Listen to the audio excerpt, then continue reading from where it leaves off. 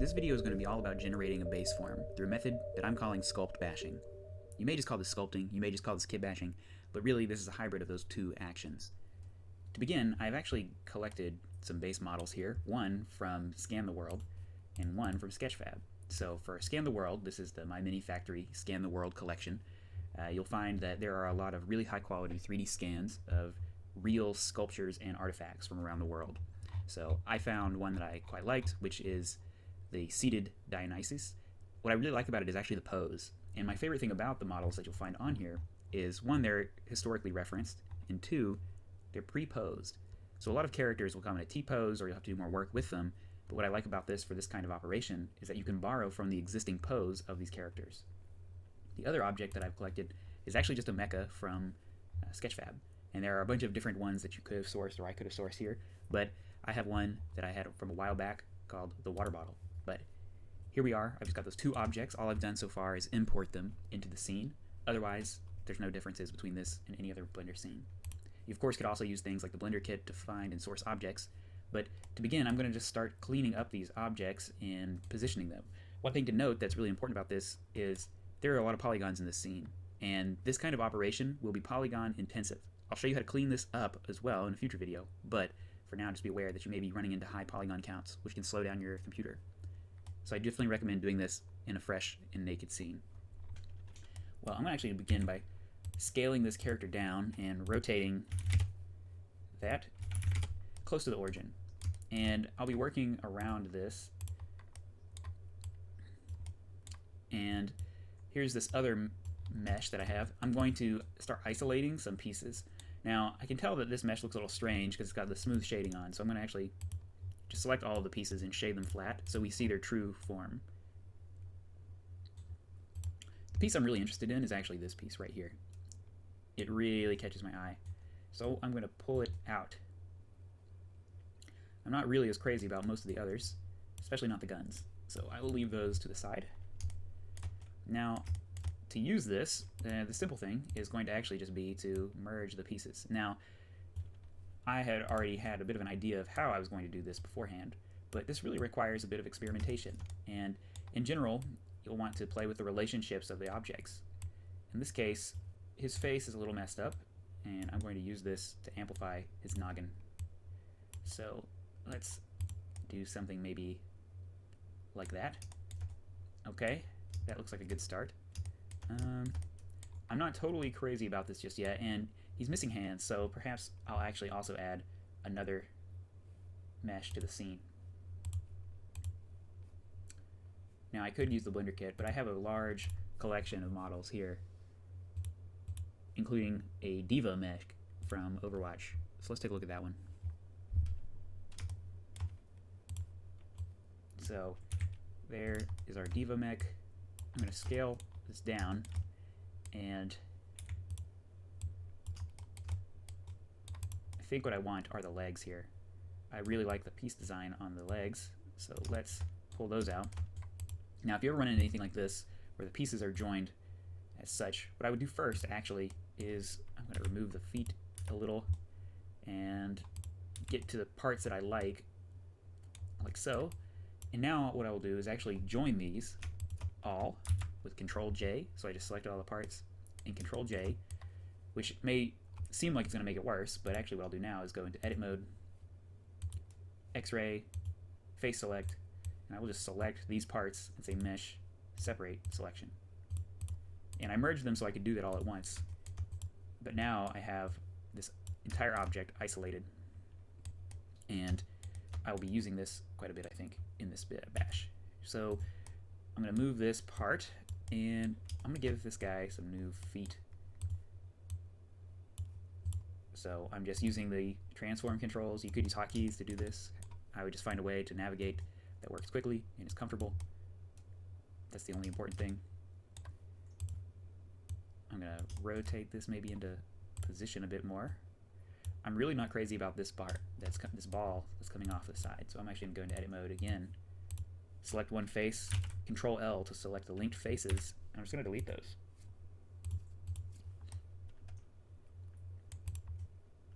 It's looking much more comfortable. Now I'm going to Shift D to copy this. And I'll switch to local controls so that I can rotate this a little more easily. And I'm just going to position this one onto this leg as such. Now, this one isn't quite fitting as nicely as the other, but I'm just going to try to get it so that these are not connecting. Okay. And now, he doesn't have any hands. I think I would like him to have some hands. I'm also interested in this back piece, which I could take and may take. Let's see if there's anything else worth using over here. So I just use view frame selected to jump onto this object.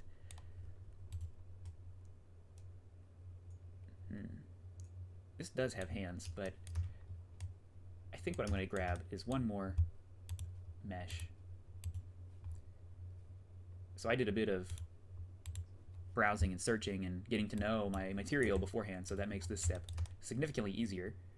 I'm a really big fan of this model, and so I'm going to actually shade flat to reveal its true form, and I'm going to cut this mesh up to use some of its constituent parts free from the rest.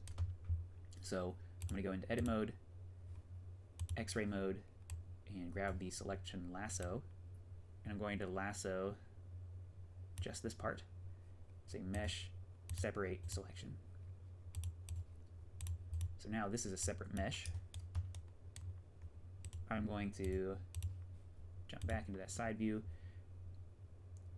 I think I will grab a hand here.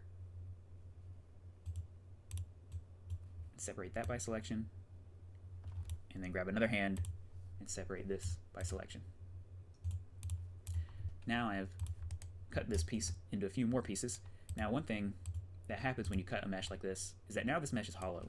So actually, before I merge this even, I'm going to generate a solidify modifier to give it thickness again, which in this case has gunked up the mesh because it's too thick relative to its scale. So we will put 0.005 thickness on that, which will help ungunk it. But this is all okay, even if it is a little bit altered from its previous version, because I'll be doing a bunch of sculpting and editing here shortly.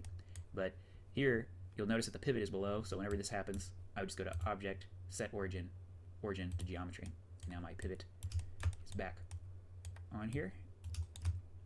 And I'm just going to scale this a bit to start to cover the face and some of those internals of the other mesh as well.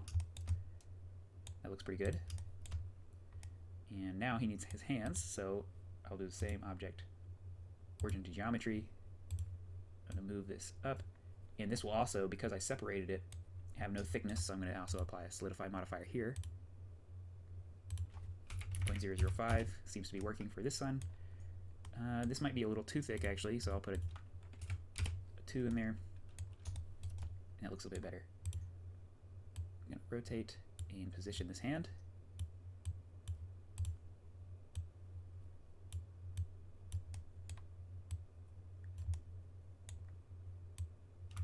Scale it up a little so that the arm merges a little bit more cleanly. I'm going to switch back to global control so I can move this slightly easier. I think that looks alright. I'm going to rotate it a bit more. Yeah, local here. Scoot it up. And in. I'll be cleaning up that transition for sure, but that's okay for now. I'll make sure to apply this modifier. I'll make sure this one is applied as well, because when we merge all these things, it's going to be really important that the modifiers have been applied. I'm going to go to Object, Set Origin to Geometry, move this up. Same as the previous, I'm going to add a solidify modifier, and it was pretty nice at 0.025. Apply that. And once more, position it. So here I'm rotating.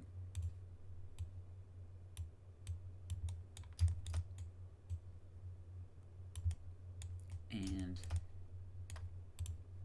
getting this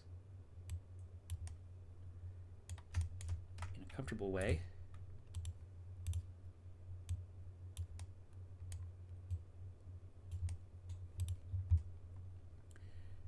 Okay, this looks pretty interesting.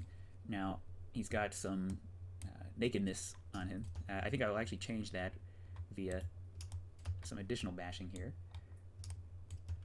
Or I could just smooth that out via sculpting. But I think I'm going to instead grab some more mesh work. Let's see. Again, I'm not crazy about guns. I think we don't want that in our world. So I will just delete and curate some of this a bit, trying to find pieces that I might like to keep working with. I think I just want these central pieces in this case. Now each mesh that I'm working with is going to be slightly different, and similar to the legs on this mesh, since they have symmetry, I'm going to join them and then go to edit. I'll go to X-ray select one side and say mesh separate selection. Turn off X-ray mode, and now we have this. I'll set the origin to geometry, and in this case I'm just going to rotate this and flip it maybe something like so.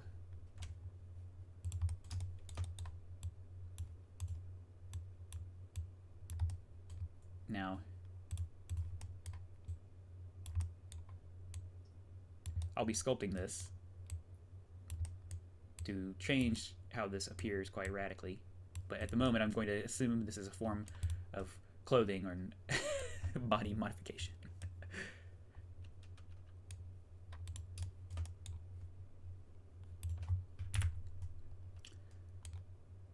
Now, as an alternative, maybe I could use this piece as well.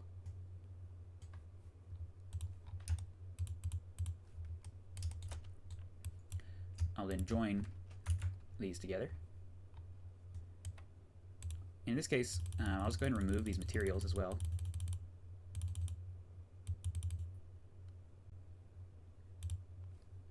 And now we're into the next portion of this, which is going to be remeshing. So I will make a copy of this first and hide the copy. This is where the technique really picks up. The first thing to do is, with your polygon count in mind, I'm going to actually reset the mesh's scale. So here it's at some strange scale. I'm just going to hit Control A and scale. And this will now zero out the scale. This is its 111 position, or 111 scale. Now, I'm going to go into the modifiers and generate a remesh. This is also a really good time to go ahead and save.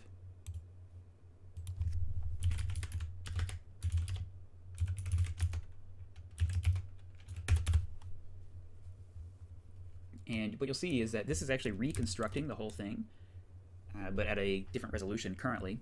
And the polygon count is quite different. So if I actually type 0.01, which is 10 times the resolution, the voxel size will be 10 times smaller, and it will get much, much closer to the original form work. And the original one that we had was about 9 million polygons. This is now at 4 million, or 2 million. So the resolution is significantly lower, actually, which isn't always a bad thing. In this case, this might actually be a much more comfortable resolution to work at, and I guarantee it will be. I'm going to just lower this a little farther so that we get a bit more resolution back.